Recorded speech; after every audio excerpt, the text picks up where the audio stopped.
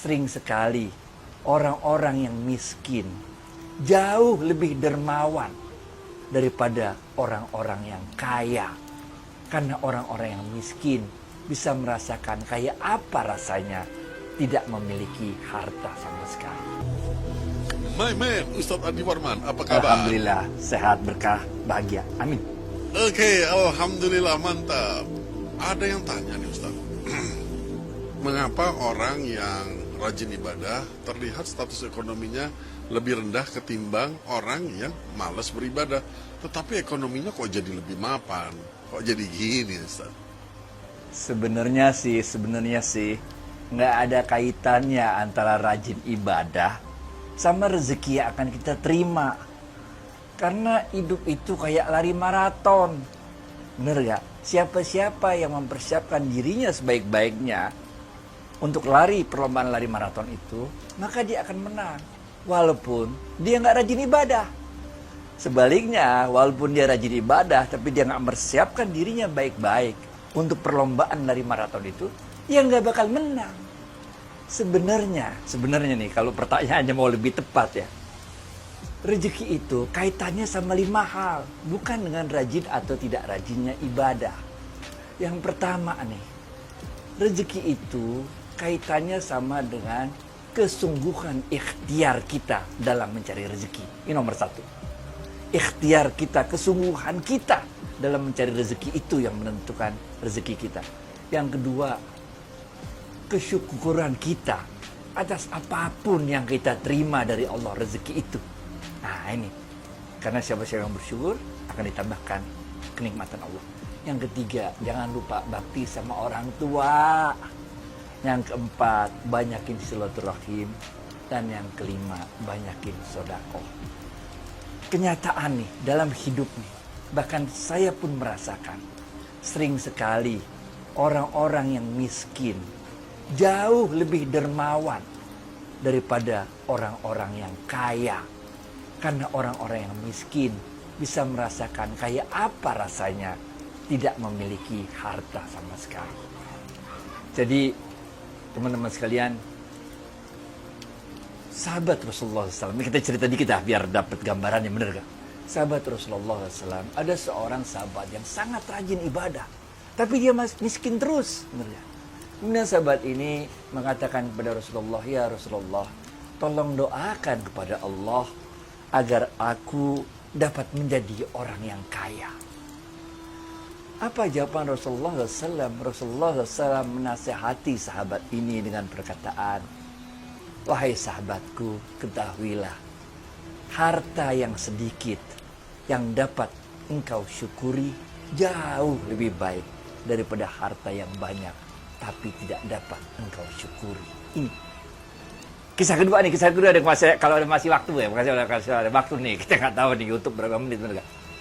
Kisah kedua nih, ini ada 2 orang suami istri di zamannya Nabi Musa alaihissalam. Hidupnya miskin terus menerus. 2 orang suami istri ini datang kepada Nabi Allah Musa alaihissalam yang mengatakan, ya Nabi Allah, tolong doakan aku kepada Allah. Suami istri ini bilang, agar kami diberikan kekayaan supaya kami bisa lepas dari himpitan, kesulitan keuangan seperti yang selama ini kami rasakan. Nabi Allah Musa alaihissalam doa sama Allah, kemudian Allah menjawab kepada Nabi Musa alaihissalam, akan aku kabulkan permintaan 2 orang suami istri itu, tapi aku akan memberikan kekayaan hanya 1 tahun. Setelah itu mereka akan kembali menjadi orang miskin. Nah, udah bener aja, habis itu orang itu jadi kaya. Nggak berasa selama dia 1 tahun itu menjadi orang kaya raya, tapi juga jadi orang yang dermawan. Dia kasih banyak orang, kasih dermawan sana sini, sedekah. Karena mereka pikir setelah 1 tahun kami akan miskin lagi sehingga nggak bisa lagi kasih banyak sedekah. Nggak berasa udah lewat 1 tahun. Nabi Musa bingung.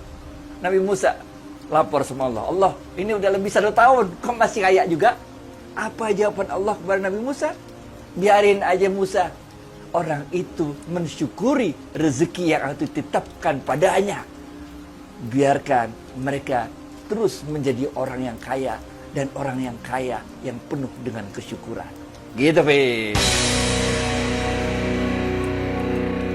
Ya, paham. Jadi orang bisa saja kaya tanpa beribadah, juga memang miskin aja kalau memang nggak ada ikhtiar. Betul kan, Ustaz? Tapi saya dengar juga, orang miskin itu lebih cepat masuk surganya daripada orang kaya. Ya Allah. Setiap hadis Rasulullah SAW itu ada konteksnya. Jadi kita nggak bisa baca hadis Rasulullah SAW tanpa konteksnya. Selalu ada asbabun wurudnya, sebab musabab kenapa Rasulullah SAW mengatakan seperti itu.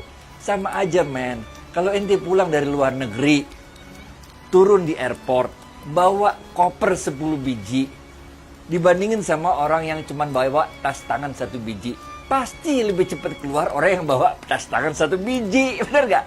Karena itu petugas imigrasi yang meriksa, cuman meriksa 1 tas tangan.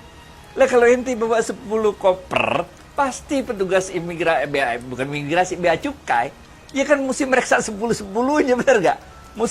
Ya pasti aja. Dalam hadisnya disebut, orang-orang kaya masuk surga 40 tahun lebih lambat daripada orang miskin. Kalau kaya beneran, malah kadang-kadang disebut dalam hadis lain 500 tahun lebih lama daripada orang miskin. Ya karena banyak bawaannya, bener gak? Ya Allah.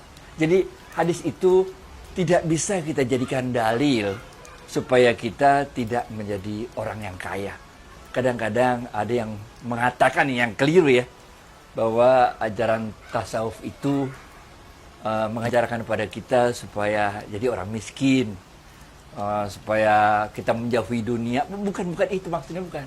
Ajaran tasawuf itu mengajarkan kita bukan menjadi orang miskin, tapi ajaran tasawuf mengajarkan agar kita mencintai orang miskin. Itu yang tepat, benar ya?